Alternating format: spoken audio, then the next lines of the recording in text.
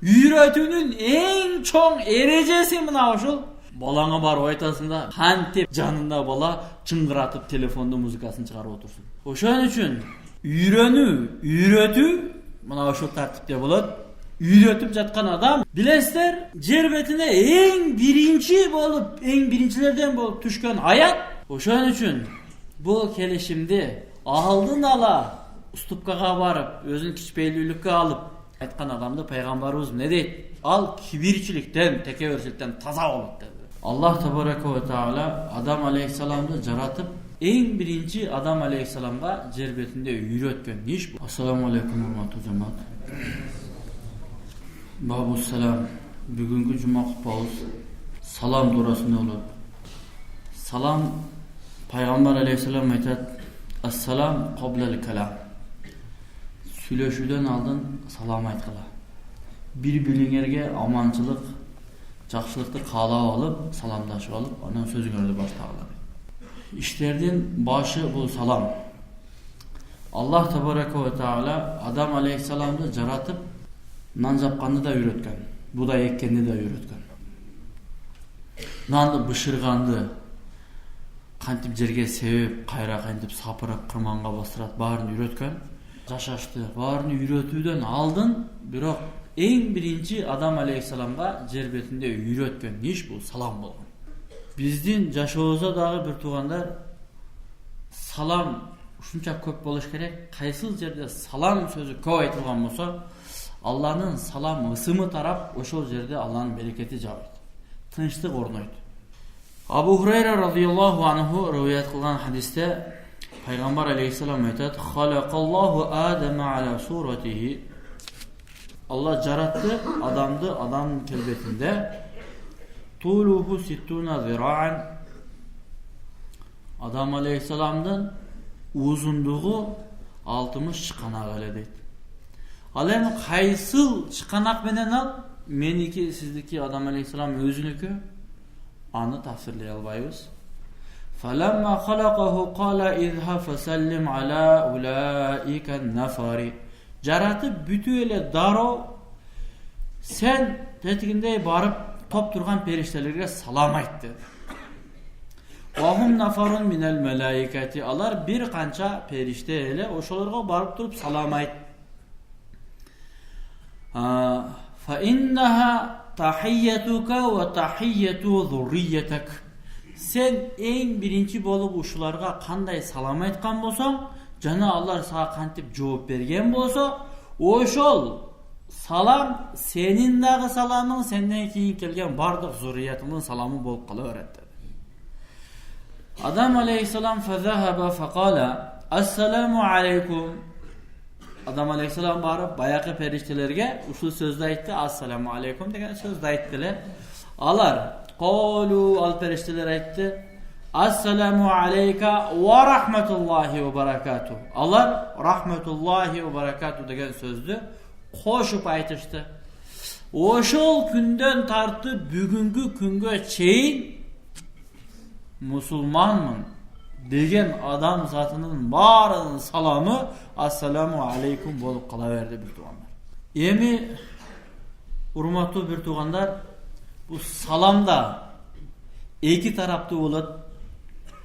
Толук салам ассаламу алейкум ва рахматуллахи деп биринчи адам айтса, экинчи адам ошондой кылып жооп бериш керек же андан жакшыраак кылып жооп бериш керек. Алланын өкүмү бар. Иза хуйитум, качан силерге бирөө салам айткан болсо, силер аны жакшыраак кылып кайтаргыла. Ошондой кылып кайтаргыла же андан жакшыраак кылып кайтаргыла. Фаруддуха, ошондой кайтаргыла. Ау ахсана минха, же андан жакшыраак кылып кайтаргыла деген. Демек, бирөө сизге жакшылап карап, ассаламу алейкум десе, тескери барат эле алейкум ассалам деп кетип калсаң, ал толук важиптен кутулбайсың. Салам берүү канчалык болсо, ошондой салам береле. Андан жакшыраак кылып бергенге аракет кылалы. Анан саламдын ичинде бир туугандар кол алышуу бар. Кол алышып келишим түзүү бар. Саламдын ичинде уада бар. Саламдын ичинде дуа бар. Үч нерсе бар.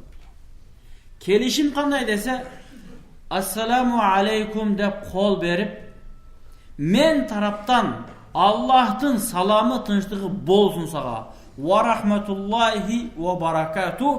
Allah'ın bereketi dağı, rahmatı da bolsun men taraptan sağa. Men oşonu sağa men taraptan şu nerseni sunuştayım dese, ikincisi dağı wa aleykum assalam ve rahmetullah dep Allah kol alışat kelişim boldu.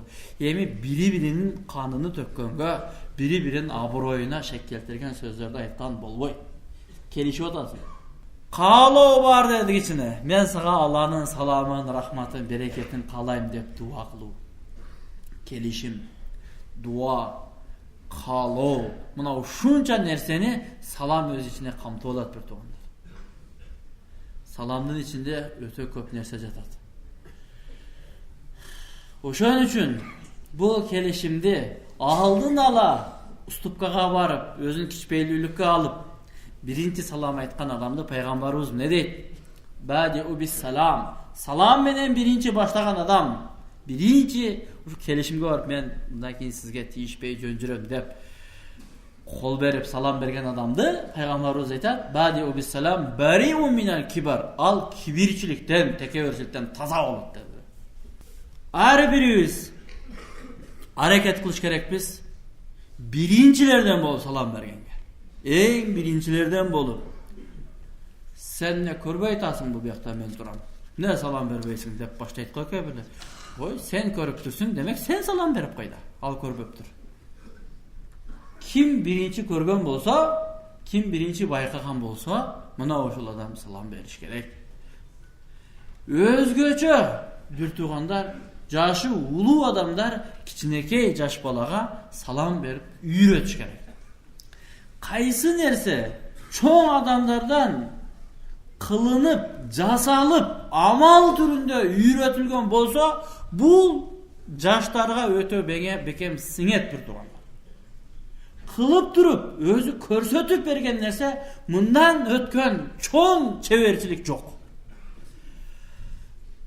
Bilesler, cerbetine en birinci bolup, en birincilerden bolup düşkön hayat, bu oku degen hayat. Jaşoda en kıyın nerselerden birimine uşul bolat oku. Okutuş kıyın. Adamda okutuş kıyın bu. Barınızlar körötaslar hazır özgöçö. İnternetin zamanı olup, telefon olup, oyun galaksyp, narkı berki olup, ballarımızda okuta albay jatabız. Okutu uşunçalık kıyın. Oşol nerseni Cebrail aleyhisselam Peygamber aleyhisselamga kelip 3 jol oku degende men okuya albayım degen. İkra oku desem men okuya albayım. Men okuya albayım degende Peygamberimizni Cebrail aleyhisselam öte katı kısıp koyuverip oku dese kayra okuya albayım dep. Ikinci jolu kayra şunday katı kısıp turup koyuverip emi oku dese men okuya albayım dep aytты. Üçüncüsünde okuyayım dese dağı okuyayım dep aytsam o kısı öldürüp koyuyorsun degen değil. Neni okuyun dedi de. Gördünüz mü? Neni okuyun. Peygamber aleyhisselam aytadi, şunday katı kıskanda men ölüm kelip kaldı de canım şunday kıynalıp şunday katı kıynaldım de. Anan üçüncüsünde neni okuyun degende Cebrail aleyhisselam ne dedi? Men okuyum. Artımdan kaytalam. Үйrötүүнүн эң чоң эрежеси мына ушул.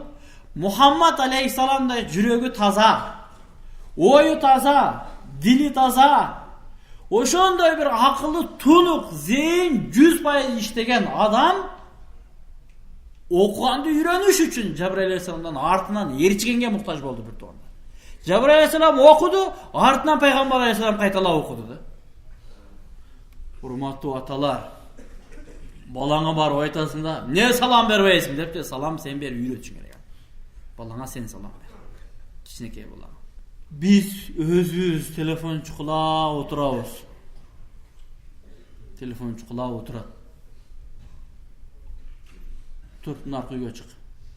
Oku kitap oktun mu sen? Dep koyuyorsun. Sen özün kolluğun kitap karmap durup oku ne? Balan uyalganından telefonu taşlap kitap karmap canına oturat. кантип ата китеп ачып окуп аткан болсо, Кур'ан окуп аткан болсо, жанында бала чыңгыратып телефондо музыкасын чыгарып отурсун. Үйрөтүү мына ошол тартипте болот. Үйрөтүп жаткан адам өзү көбүрөөк окуш керек болот. Салам дагы дал ушундай. Берешендүүлүктү үйрөтөм десең балаңа берип туруп бердиртип үйрөтөсүң. Пакетте bir paket 2 kilogram alma alıp kelgen bolsоң, келип туруп балаңа бересиң. Кана балам, таратчы байкелериңе, эжелериңе. Алып, колуна алып алганда өзү ушундай жегиси келип атат, тиштеп карсылдатып жегиси келип атат бала. Шилекей агып атат. Бирок нафсиге каршы ар бирине таратып берип атат. Мына сизге байке. Мына сизге эжеке. Мына апа сизге. Берешендүүлүктү үйрөтүш үчүн ага бердиртип үйрөтүш керек. Анын эң жакшы көргөн мөмө жемишин алып келип колуна бересиң дагы, кана тарат үй бүлөбүздүн баарыбызга тарат дейсиң. Үйрөнөт. Салам дагы дал ушундай бир тууган, биз өзүбүз биринчи салам беребиз. Анан кийин андан саламды талап кылабыз. Кел учурашабыз, ассаламу алейкум деп биринчи саламды айтасыз. Ал ва алейкум ассалам дейт. Кийин барып ал биринчи салам айта турган деңгээлге жетет бир туугандар. Пайгамбар алейхиссалам дагы бир хадисте Абу Саид Худри радияллаху анху риваят кылган хадисте пайгамбарыбыз айтат: "Iyyakum wal julusa bit-turuqat." Силер көчөлөргө отурбагыла, көчөгө отургандан сактаңыла деп пайгамбарыбыз өзүнүн сахабаларына айтты. Көчөлөргө турбагыла dediler. Kolu ya Resulallah ma lana min majalisena buddun netahaddathu fiha. Ya Allah'ın elçisi, biz degen köçögө oturganга зарылчылыгыбыз бар biz. Ошол жерде көчөдө отуруп алып маектешебиз. Көчөлөрдө отурганга бизде зарылчылык болуп калат. Эркектер соода сатыгы тууралуу, дагы бир нерсе тууралуу көчөдө отуруш керек болуп калат biz. Көчөгө отурбасак кантебиз? Dediler. Пайгамбарыбыз айтты: "Fa iza abaytum illa wal julusa wa'tu tariqa haqqa." Силер болбой эле жолго, көчөлөргө отурам десеңер, болбой эле жол жегине отурам дей турган болсоңар, анда макул отургула. Отуруу менен биргеликте жol акысını бергиле, көчөнүн акысын берип отургула. Dediler, sahabalar biraz жеңил dedi. Анан айтышты: "Ва ма хаккут тарик?" Ya Resulullah, жолдун акысы деген эмне? Жол акысы, кантип биз жол акысын беребиз? Дегенде пайгамбарыбыз жооп берип жатат: "Гаддул басар." Көчөдө отурдум деп эле нары бери тиктей бербе, көзүңдү сактап отур. Сүйлөшүүгө муктаждык болгон болсо, эркек кишилер менен отуруп сүйлөш, ошол кой тууралуу сүйлөшөсүңбү, уй тууралуу сүйлөшөсүңбү, же картошка тууралуу сүйлөшөсүңбү, эмне тууралуу сүйлөшкөн болсоң, сүйлөш. Көзүңдү сактоо менен биргеликте нары бери көз чаптырба. Вакафул аза, жана жолдо зыян бере турган нерселерди алып кой деди. Бирөөдүн байкабай бир зымы түшүп калат, же бир тикенек түшүп калат, же отун ташып бараткан адамдын бир-эки отуну түшүп калат, же строй материал ташып кетип аткан адамдын бир-эки мыгы түшүп калат. Зыян берип койбосун ал бирөөгө. Акырын алып кой. Радду салам. Саламга жооп берип, салам берип отургун көчөдө. Салам берсе, саламга жооп бергин. Wal amru bil ma'ruf wan nahyi anil munkar. Жана көчөдө турганда жөн эле турбастан адамдарды жакшылыкка чакырып тургула ошол жерде. Жамандыктан кайтарып тургула. Мына бул көчөнүн акысы болот. Көчөгө чыктым, кайра келип калдым. Болбойт. Бир канча көчөнүн акысы бар бир туугандар. Бир тууганыңды зыярат кылыш үчүн барсаң, куру кол кирип барбайсың го. Кой ушул бир тууганым. Ушунун балдарына бир нерсе көтөрүп барайын. Менден күтөт жээндерим. Чыгып тайке деп чыкса, не кылам анан? Бир шоколад алып алайын деп бир аз ошол балдардын сүйүнтө турган нерсе ала барасың. ошондо эле көчө бизден таарынбаш үчүн көчөнүн акысын берип коюш керекпиз бир тууган. Көчөдө болуп аткан нерселерге кайдыгерчилик менен карабастан чын иш болуп жатабы, хак иш болуп жатабы, ак иш болуп жатабы, же туура эмес иш болуп жатабы, мына ошол нерселерге көз чаптырып байкоо салып, өзүбүздүн көчөлөрдү өзүбүз таза сактап, ал жактарды салам жайылтуу менен алек кылуу бул биздин ишибиз бир туугандар, эркектер. Өз көчөлөрүбүздү өзүбүз таза сөз менен тазалаш керекпиз. Эң биринчи көчөгө чыгып эле сөгүнгөн, уят, иплас сөздөрдү угуп кирүү муну ар бир адамдын жан дүйнөсү каалабайт. Анын үчүн биз дагы туурасыны тартуулап үйрөнүш керекпиз бир туугандар. Туурасы эмнеси? Салам айтуу, жакшылыкка чакыруу, жамандыктан кайтаруу. Албетте, кээ-бирки адамдар жакшылыкка чакырайын деп ичинен айтат. Бирок ошол эрк сыртына чейин чыкпайт. Неге десе, жакшылык кылбай жүрүп уялып калган. Азыр мен ушул жакшылыкка чакырып кой, сөгүнбө, тилиңди булгаба деп айта турган болсом, мунулар баары мени сен да молдо болуп кеттиңби деп шылдыңдайт деп корккондуктан айтылбайт. Бул коркоктукка барбаш керек бир тууган. Бул алсыздык. Эгер сиздин чекеңизге бирөө бир уруп койсо, жооп бере албай калып мен алсызмын дегенден дагы алсыздык. Эгер биздин коомчулукта бир адатка каршы, адамгерчиликке каршы иш болуп жаткан болсо, ошону токтото албай, жөн эле жалдырап калып кеткен болсок, анда бул өтө чоң алсыздык бир туугандар. Кийинки хадисте пайгамбар алейхиссалам мындайча нерсени айткан: عن عبد الله بن عمرو رضي الله عنه أن رجلا سأل رسول الله صلى الله عليه وسلم أي الإسلام خير قال تطعم الطعام. Абдулла ибн Амр радиаллаху анху айтат, чындыгында бир киши пайгамбар алейхиссаламдан сурады: эң жакшы ислам кайсы? Тактап айтканда, исламдагы амалдардын ичинен эң жакшысы кайсы? Ошону айтып бериңиз дегендей кылып сураганда, пайгамбарыбыз эмне деди? Кедай кембагал бейбечарага тамак берүү жакшы амал деди. Эң жакшы амалдардын бири. Ва тaqra'us салам. Жана салам айтуу, бирөөгө салам айтуу. Ала мен арафта ва мен лам та'риф.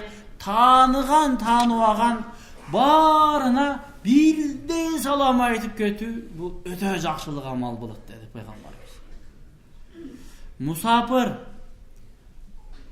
бир бечара, бейбечара, курсагы ачка адамга тамак берип, көңүлүн ачып койсом, кандай сүйүнүп, кандай кубанат. Дал ошондой саламда дагы кээ бирки учурларда, көбүнчө ушундай бир учур болот бир туугандар. Сага бирөө салам айткан болсо, ушундай сүйүнүч пайда болот. Кайсы учурда? Бул хадисте карасаңыздар, өзгөчө бир нерсеге маани бериш керекпиз. Салам берүү, тааныган жана тааныбаганга салам берүү жакшы амал деген. Билесиздер, бетааныш жерге барып кошулуп кетиш адамга кыйын болот. Барып не деп баштап ушуларга аралашат экенмин деп кошула албай турганда, өзгөчө жаш балдардын арасында не деп кошула албай уялып турган учурда ассаламу алейкум, кандай деп саламдашып койсо, сен тааныбаган бир адам каяктан келдиң деп таанышып сөзгө тартып ассаламу алейкум деп койсо, жүрөгүң жылып аралашып кеттим деп ушундай бир эме болосуң да. Баягы алыскы сапарларда жүргөндө, коомдук автобустарда жалаң тааныштар отуруп калып, сен өзүң жалгыз калып кеткен болсоң, же коомдук учактарда жүрүп бир канча тааныштар өз ара сүйлөшүп сен кошула албай турган болсоң, ошондой учурда сени тааныбайт, сен да аларды тааныбайсың. Мына ошондой учурда бир тууган ассаламу алейкум деп бирөө салам берип койсо, кандай сүйүнөсүң, Ушу мени тааныйбы ушул? Ошол өзүнчө эле баягы жүзү жылуу көрүнүп, Taanышка sen taanıymy, ekөөбүз taanышпызбы деп taanыштай сезилип кетет да бир тууган. Салам тааныбаган адамдардын ортосунда мамиле кылып куруп бере турган нерсе бул салам болот. Ошол нерсени сиз менен биз кайдыгер карабастан ушунчалык көп салам берели. Эшиктен үйгө бир чыгып эле кирген болсок, кайра дагы салам берип үйрөнөлү. Үйгө киргенде салам, чыгып баратканда дагы ассаламу алейкум, жакшы отургула деп кайра салам. Учурашканда салам, коштошкондо салам. Үйгө кирсеңиз, үйдө эч ким жок, өзүңүз ачкыч менен ачып кирип атасыз, баары бир салам айтыңыз үйгө. Алланын рахматы жагыйт. Алланын берекети жагыйт. Алланын саламы жагыйт ошол үйгө. Ушул салам ибадаты бир туугандар, билесиздер, бейиште бир да ибадат кылынбайт. Бейиш бул дүйнө ибадаттын орду. Бейиш ибадаттын орду эмес. Бейиш деген өзү айтып турат, бейиш иш жок аякта, иш жок, ибадат жок, жалаң эле эс алыш керек болот. Бирок бул дүйнөнүн ибадаттарынан болгон бир ибадат салам айтуу, бул да ибадат. Ошол ибадат бейиште да болот бир туугандар. Бейиш эле бири-бири менен жолукканда салам, салам деп бири-бирине салам айтып, учурашып бири-бирине сүйүнүч тартуулап турар экен. Алла баарыбызга мына ушундай салам айтып, саламатчылыкта жүрүп жашаганга мүмкүнчүлүк берсин. Бири-бирибизге салам эле айта бере турган болсок, ортобузда ынтымак бекемделет. Бири-бирибизге салам эле айтып турган болсок, ыйманыбыз бекемделет. Бири-бирибизге салам эле айта бере турган болсок, бир туугандар, жаштарыбыз ошону көрүп өсүп, ислам дагы курчуй берет арабызда. Алла ыраазы болсун.